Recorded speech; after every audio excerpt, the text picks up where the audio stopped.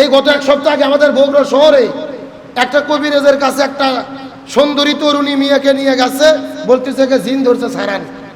ও ঘরের দরজা জানলা বন্ধ করে কি জিন সারান, 2-3 দিন ধরে চিকিৎসা দিয়েছে, জিন তো সারার কোনো কথাই নাই। ওই মেয়ে বলতেছে কবিরাজ আমার ঘরের মধ্যে উঠে ধর্ষণ করেছে, জোরকর নাউজুবিল্লাহ। এখন এই কবিরাজের বউ আর শালী বলতেছে না, আমার স্বামী এত ভালো এই কাজ করতেই পারে না, ওর ধর্ষণ মনে হয় জিন ধরে করছে। নাউজুবিল্লাহ বলবেন না, মানে জিন আর কাজ পাচ্ছে না, মানুষক ধরে ধর্ষণ করতেছে। কি ধরনের ভণ্ডামি তাহলে চিন্তা করে দেখেন। খারাপ জিনের আসর আছে, তবে জিন সারারের নামে কবিরাজের নামে অধিকাংশ যে ভণ্ডামি হয় এতে কোনো সন্দেহ। জিন আছে এটা আমাদের কোনো অবিশ্বাস নেই, জিন আছে এটা কে বলছেন? কথা বলেন না কেন? কুড়িগ্রাম উলিপুরে রাতের বেলা একটা মহিলা খুঁজে পাওয়া যাচ্ছে না, পরের দিনে দেখতেছে বিশাল বড় একটা গাছের মাথায় ওই মহিলা বসে আছে। মই নাইকার এই মহিলা গাছের মাথা তুটলো কিভাবে? এলাকার লোক বলতেছে মহিলার ওপর জিনের আসর আছে, ও ধরে নিয়ে রাতের বেলা গাছের মাথা তুটাইছে। কি বুঝলেন? বদ জিনের অবশ্যই আসর আছে, মানুষের উপরে প্রভাব বিস্তার করে। জিন আছে এতে কোনো সন্দেহ নাই, এটা আমাদের বিশ্বাস, ঈমান রাখতে হবে, বিশ্বাস রাখতে হবে। তবে জিন সারানের নামে কবিরাজদের যে ভণ্ডামি, মানুষের ওপর অত্যাচার নির্যাতন আর হাজার হাজার টাকা ছিনতাই, এগুলো অধিকাংশই ভণ্ডামি করে। এই ভণ্ডামি থেকে আল্লাহ তাআলা জাতিকে হেফাজত করুক, বলেন আমিন। আল্লাহ তাআলা এই জমিন আমাদের সৃষ্টি করেছেন ইবাদত করার জন্য। প্রত্যেকটা সৃষ্টির পিছনে একটা লক্ষ্য এবং উদ্দেশ্য আছে। এই যে আমাদের মাথার উপরে ফ্যান ঘুরতেছে, এই ফ্যানগুলো যে বানানো হয়েছে এর একটা লক্ষ্য উদ্দেশ্য আছে না নাই? উদ্দেশ্য কি? যেন গরমের সময় বাতাস পাওয়া যায়। এই যে আপনারা উপরে লাইট জ্বালাইছি মাথার উপরে, রাতের বেলা ঘরে বাতি জ্বালাই, বাল্ব জ্বালাই, এই বাল্বগুলো তৈরি করা হয়েছে, এর পিছনে একটা উদ্দেশ্য আছে না নাই? উদ্দেশ্য কি? যেন অন্ধকারে আলোতে দেখা যায়।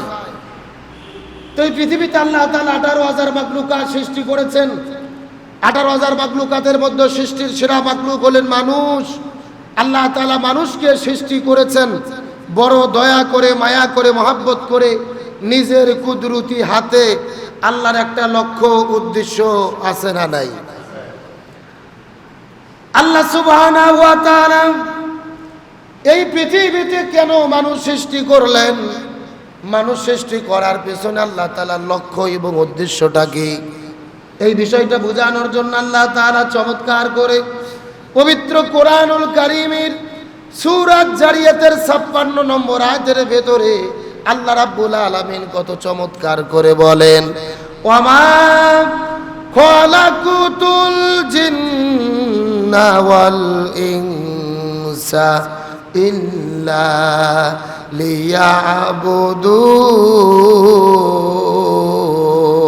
লিয়াবুদুন।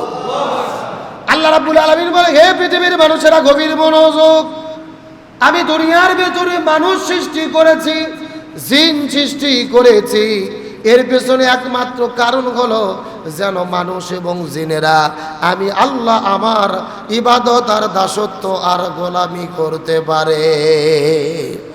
সুবহানাল্লাহ বলেন। তাহলে আল্লাহ তাআলা মানুষ এবং জিনকে সৃষ্টি করেছেন কার ইবাদত করার জন্য? তাহলে এই আয়াতের মধ্যে বোঝা গেল এই পৃথিবীতে মানুষের সাথে জিনও আছে না নাই? কথা বলেন না কেন? এখন জিনকে আমরা কি চোখ দিয়ে দেখতে পারি? অনেকে কিন্তু বলে যে জিন তো দেখা যায় না, জিন নাই। আবার অনেকে বলে জিন সব জায়গায় আছে। আল্লাহ তাআলা বলেছেন, ওমা খালাকতুল জিন্না ওয়াল ইনসা ইল্লা লিয়াবুদুন, আমি মানুষ এবং জিনকে সৃষ্টি করেছি আমার ইবাদত করার জন্য। সুতরাং জিন যে পৃথিবীতে আছে এর মধ্যে কোনো সন্দেহ, কিন্তু আমরা সরাসরি দেখতে পারি না। কিন্তু প্রত্যেকটি এলাকায় কিছু কবিরাজ আছে দেখবেন, এরা আবার জিন ছাড়াই মাঝে মধ্যে যেই ছেলে মেয়ে দেখবেন বলে যে জিন ধরছে, অসুস্থ হয়ে চিকিৎসা দিয়ে ভালো হচ্ছে না, তখন কবিরাজের কাছে নিয়ে যায় কি যায় না? অবশ্যই বদ জিনদের আসর আছে, তবে বাংলাদেশে জিন ছাড়ানোর নামে কবিরাজেরা যায় ব্যবসাটা করে, এদের অধিকাংশ হলো ভণ্ডামি। কতক্ষণ নাগাদ? এই গত এক সপ্তাহ আগে আমাদের বগুড়া শহরে একটা কবিরাজের কাছে একটা সুন্দরী তরুণী মেয়েকে নিয়ে গেছে, বলতেছে যে জিন ধরছে সারান। ও ঘরের দরজা জানলা বন্ধ করে কি জিন সারান, 2-3 দিন ধরে চিকিৎসা দিয়েছে, জিন তো সারার কোনো কথাই নাই।